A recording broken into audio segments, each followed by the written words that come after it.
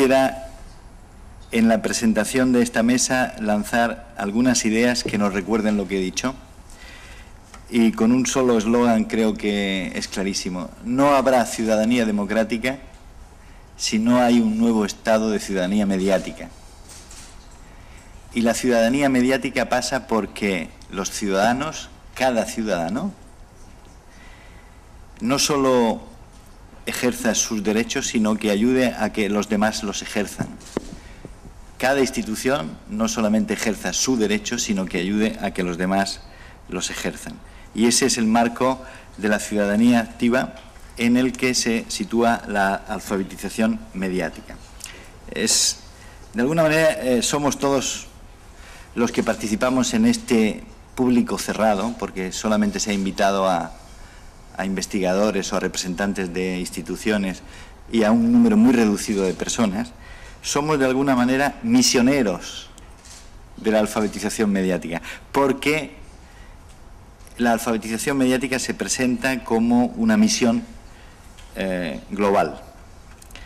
Los informáticos distinguen entre dos maneras de actuar: lo que llaman el diseño top-down, cuando se construye un programa en su sentido más amplio, en su estructura general, se define estratégicamente todos sus aspectos y luego se van quedando los pequeños componentes, los pequeños elementos para un trabajo posterior. Por tanto, hay una estrategia previa y luego hay un trabajo micro posterior.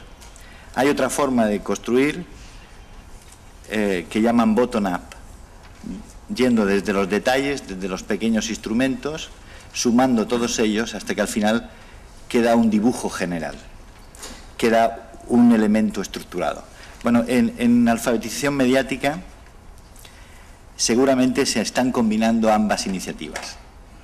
Hay un diseño internacional que parte desde arriba. No es casual que en esta mesa esté el Consejo de Europa, que me toca introducir, el Consejo de Europa, que defiende derechos, atento a los derechos de los ciudadanos.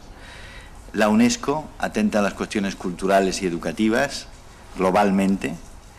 Y la Comisión Europea, la Unión Europea, que ha colocado en su agenda central de los últimos años la alfabetización mediática. Son ellos los que van a explicarnos sus objetivos, su tarea, su diseño. Pero yo les quiero decir que el mundo se está moviendo, que de alguna manera la alfabetización mediática se está convirtiendo en la agenda central de muchas instituciones, de consejos de regulación del audiovisual, de muchos medios de comunicación, de instituciones educativas, de las escuelas, porque sobre la alfabetización mediática reposan dos vías de progreso. Una primera vía de progreso económica. No habrá una nueva economía, que es una economía de la inteligencia, del conocimiento, si no hay una preparación de los ciudadanos. Y segunda, cultural y global. No habrá convivencia mundial si no hay un foro global en que los símbolos que unos utilizamos y los otros también sean inteligibles. Y esa inteligibilidad necesita esta alfabetización mediática. Voy a servirme de algunas diapositivas para explicar brevemente el contexto en el que nos movemos. Estamos en un cambio cultural semejante al que vivió Grecia o el Renacimiento, porque lo que tenemos en nuestra disposición son nuevas fuentes de cultura, nuevos repertorios simbólicos, más importantes que todo el patrimonio de la humanidad. Dicen que hoy día se publican en un solo día más libros que en toda la época anterior de la humanidad, y que circula la información a una velocidad completamente novedosa y desconocida. Por lo tanto, estamos ante un reto cultural importantísimo. Algunos datos. Cuando en el año 2010 se haya desplegado la televisión digital terrestre en España, habrá 1.200 canales en España de televisión. Repito la cifra, 1.200 canales de televisión, entre estatales, autonómicos, regionales, locales, etcétera. Pero si aumentamos esa cifra con todos los canales de televisión accesibles por IP, por Internet, los miles de canales se multiplican. Ahora imaginen cuál es la situación en Europa. No se puede hacer ni una mínima contabilidad del número de canales de televisión. Un niño en España ve 1.300 horas diarias de televisión cada año. Usa 2 o 3 horas diarias de Internet por día. Y el 64% de los chicos en España, de los niños en España, ya participan en redes sociales. Es un nuevo entorno decisivo. Cada año en España se hacen 25.000 spots nuevos de televisión. 25.000 spots nuevos, de los cuales un niño entre 0 y 12 años ve aproximadamente 100 spots de televisión por día. En este cuadro cronológico ven ustedes cómo desde el lanzamiento de la televisión en el año 1936 en Europa, luego retrasada por la Segunda Guerra Mundial. Por tanto, desde los años 50 en que se lanza la televisión en Europa, se van produciendo avances tecnológicos decisivos como el satélite de televisión, la televisión en color, el mando a distancia, y llegamos a 2010 con la televisión digital terrestre. Ahora, en 2010 nos parece la televisión digital terrestre el colmo de la mejor televisión, pero a una niña o a un niño que viva actualmente le va a parecer un progreso irrelevante.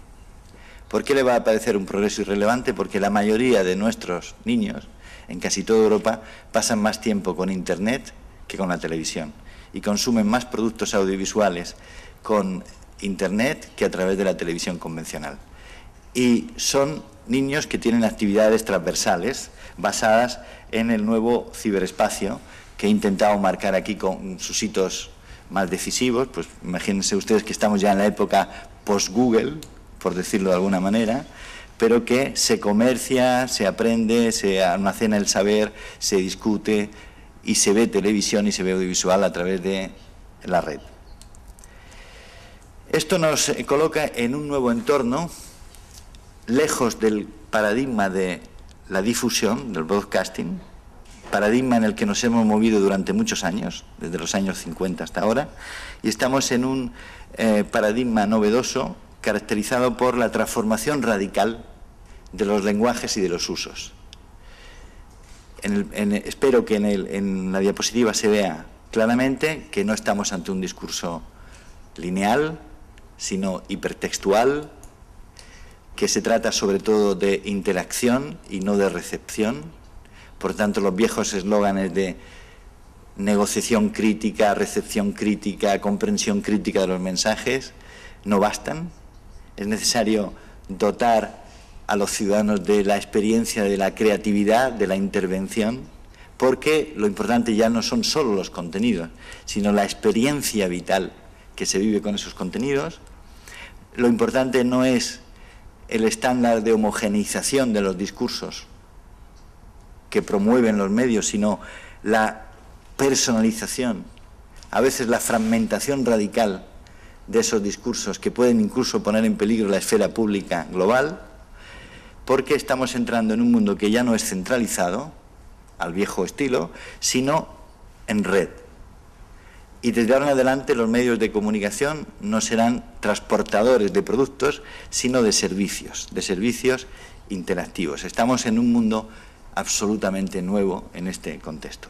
Este mundo, bueno, no me quiero entretener, necesitaría nuevas capacidades. Lo importante es que los jóvenes sepan jugar con la comunicación, que sepan actuar, que tengan la capacidad de cambiar de alternativas. Viven muchos de nuestros niños en mundos virtuales diferentes. Esto puede ser una alienación o puede ser una oportunidad para recomponer continuamente sus identidades, su forma de pensar, sus referencias. Necesitamos que los jóvenes sean capaces de apropiarse del entorno mediático, del entorno comunicativo. Necesitamos que tengan capacidades de trabajar en entornos multitarea, que sean capaces de hacer varias cosas al mismo tiempo. Esto necesita nuevas competencias, competencias que son, probablemente la gente que tiene mi edad, son competencias absolutamente nuevas, ¿no? Pero es una capacidad de negociar continuamente un mundo en el que todo no está claro, como decía la ilustración, sino que todo se debe repensar desde la diversidad personal.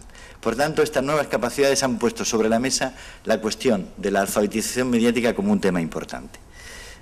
Para ser breve, les diré que ha habido diversas épocas en que se ha puesto el foco sobre la alfabetización mediática o sobre la educación en medios en diferentes aspectos. Hace 20 o 30 años, con ocasión del desarrollo del cine o de la televisión y de la publicidad invasiva, pues se procuraba hacer algo ha pasado aquí, una crítica a la televisión, a veces búsqueda de alternativas, pero en los años 90 entramos en la gran desregulación de la televisión.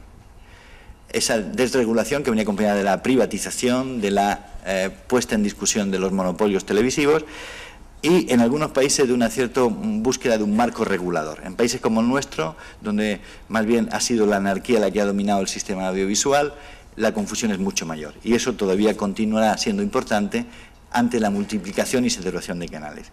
Y aquí es donde juega un papel importante la nueva agenda de la alfabetización mediática. La regulación no es posible si no hay una cierta corregulación autónoma crítica de los ciudadanos. Eso me parece que es un mensaje importante. Y cuando la Comisión Europea se planteó esta convicción, vio un panorama disperso, confuso de la alfabetización mediática y de la educación en medios en Europa. Y aquello constituía una barrera, pero se planteó como objetivo sistematizar los esfuerzos que se daban en Europa y en algunos lugares del mundo para constituir una agenda unificada. Esa agenda unificada se propuso con el horizonte de la Europa de 2010. Hoy ya sabemos que estos objetivos no se van a cumplir, la crisis económica ha afectado, pero también algunas de nuestras insuficiencias, y se plantean la exigencia de superar muchas barreras. Durante los últimos tiempos se han conocido algunos marcos conceptuales sobre la alfabetización mediática. Quiero citar algunos, por ejemplo, la Carta Europea de la Alfabetización Mediática, que ha tenido un amplio recorrido, que ha sido firmada y consensuada por diversas instituciones, y la Comisión Europea en el año 2006 lanzó una nueva definición que quería ser comprensiva de lo que era la nueva capacidad de alfabetización mediática. Resumiendo, muy sencillo, un individuo para estar dotado de capacidad crítica tiene que ser capaz de acceder, evaluar, criticar y seleccionar las fuentes de información. Por otro lado, tiene que ser capaz de actuar, de crear, de intervenir en las nuevas redes sociales y las nuevas redes que generan los medios de comunicación, y esto tiene que acompañarse de un grado de conciencia sobre qué suponen los medios de comunicación en su entorno, quién los gobierna, para qué, si reflejan o no reflejan el pluralismo y si son capaces de acoger su libertad de información. Si esta conciencia no existe, es bastante probable que la democracia en un país falle y es bastante probable que el progreso económico no se consiga y el progreso social. No quiero entretenerles simplemente más que con algunas ideas para dar paso a mis compañeros que les van a hablar en concreto de cuál es la agenda de cada institución. Pero hay que recordar que el Consejo de Europa ha colocado el concepto de ciudadanía activa y de educación de la ciudadanía como un tema importante. Hay que recordar que ha trabajado, tiene algunos paradigmas y modelos que han utilizado en el tema, bastante, pero en cuestiones como la democracia electrónica, el e-government o el gobierno electrónico, la alfabetización mediática, la democracia directa, el voto a través del ordenador, la deliberación. En resumen, el Consejo de Europa ha trabajado durante muchísimo tiempo con la idea de que la nueva deliberación democrática en nuestros países tiene que ser una deliberación a través de los medios de comunicación. Si no, no va a ser efectiva, no va a ser real. La agenda de la UNESCO y de la Comisión Europea, que podrán explicar mejor los que representan a estas instituciones en esta mesa, han estado dominados en los últimos tiempos por trabajos como el trabajo que se hizo en su momento en Grunwald, en Toulouse, en Sevilla, a través de la Directiva Audiovisual Europea. Aquí tienen un recordatorio de los grandes hitos de UNESCO y de Comisión Europea en relación con cada Cada hito histórico es una conferencia donde se avanzaba en la toma de conciencia sobre la cuestión. El último proyecto de la UNESCO es la construcción de un currículum para formación de profesores sobre alfabetización mediática y alfabetización digital. Nos contará Vladimir Gay, nos contará el desarrollo de este proyecto, que está trabajándose en países de todo tipo, avanzados, no avanzados, en desarrollo. El proyecto Mentor ya lo ha presentado Samitai en la introducción. En el año 2006 se produce la recomendación del Parlamento Europeo sobre el derecho a la dignidad humana y a la protección de los derechos del niño, que es un hito en la filosofía de la nueva alfabetización mediática. Se ponía el énfasis en aquel momento en la formación de profesores, en la creación de un currículum transversal sobre alfabetización mediática y en la necesidad de potenciar campañas que acercaran el uso de Internet a las familias y a las escuelas.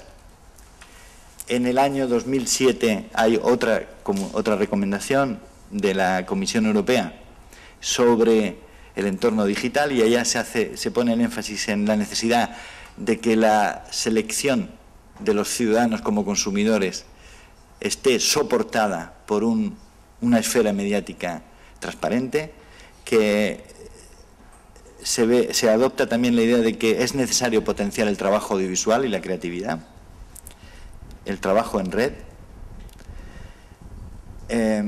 y que para construir este entorno eran necesarias medidas combinadas entre regulación, corregulación y autorregulación, porque solo con la combinación de estas tres actividades se podría llegar a la construcción de una esfera mediática adecuada y transparente. Es algo así como decir, para sostener los derechos y que estos derechos sean reales, no basta la ley, hace falta generar un ámbito que podemos denominar de moralidad, que se construye con los ejemplos, que se construye con la conversación del día a día, que se construye con las relaciones familiares, padres, hijos, periodistas, ciudadanos, instituciones, educadores, medios, que deben adoptar un programa común. Bueno, este programa común, desde mi punto de vista, tiene un hito importante, con esto quiero acabar, en Europa, que no solo la Constitución Europea, que nos marca un hito de ciudadanía, sino es la nueva Directiva de Servicios y Medios Audiovisuales.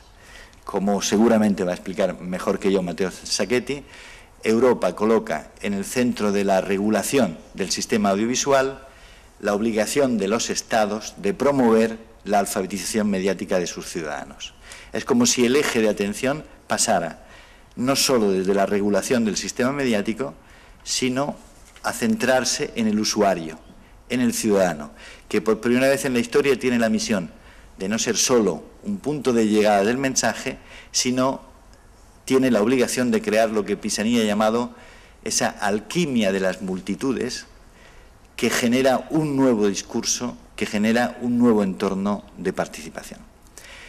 El diseño de las instituciones internacionales que van a hablar en esta mesa es un diseño que los informáticos calificarían de bottom-up, es desde arriba, es un diseño estratégico, es un diseño global, pero les aseguro que por cada propuesta, que por cada idea, que por cada objetivo, que desde la agenda internacional se lanza, hay una persona, un niño, un educador, un periodista que vive el día a día de su experiencia de renovación de la vida democrática en la defensa de unos valores que son los de la alfabetización mediática. Que por tanto es bastante posible combinar una estrategia desde arriba con una estrategia desde abajo, que es la única que puede asegurar este deseo, siempre difícil de alcanzar, que es que nuestras democracias se regeneren, sean auténticas y sean confortables para la ciudadanía. Gracias. Ahora quiero dar paso ya a mis compañeros que van a explicar con detalle la agenda de cada una de las instituciones.